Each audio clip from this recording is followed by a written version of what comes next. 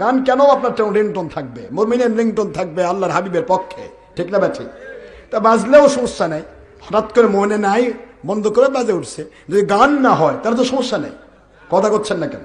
তারপর আপনি বন্ধ করবেন, কিন্তু যদি মনে হয় যে গান বাজে গেছে, আপনি তো জানেন না, তাই বলে মোবাইল বন্ধ করে দিয়ে আবার নামাজ পড়তে থাকবেন, নামাজ হবে? 3 তসবিহ পরিমাণ আপনার সময় যায়নি? মোবাইল তুললেন, বন্ধ করলেন, রাখলেন, এখনো 3 তসবিহ হয়নি।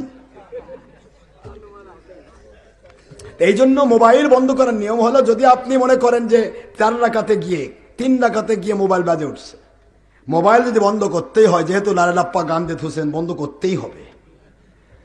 কারণ ওটা না হলে আল্লাহর কোরআনে, আল্লাহর ঘর, রহমতের ঘর, আপনি যেটা ধ্বংস করতে নবী আসছেন, আপনি সেটা আল্লাহর ঘরে চালু করে দেখাচ্ছেন।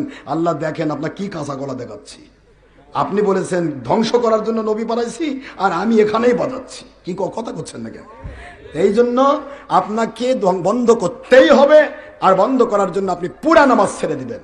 খুললেন, বন্ধ করলেন, আবার নিয়ত বাঁধলেন, নামাজে আপনি আসেন থাকেন, কিন্তু যে নামাজ থেকে আপনি ওই ইমামের পিছিয়ে পাইছেন, ওই রাকাত বাদ দিয়ে আগের 2 যে কয় রাকাত বাদ গেছে, ওটা নতুন করে ইমাম সালাম ফেরার পর পড়ে নেবেন। কথা বোঝেননি? এটা হলো নিয়ম। হ্যাঁ, নামাজও পড়তেছেন, বন্ধ করেন, আল্লাহু আকবার, আপনার নামাজ গেছে অনেক আগেই।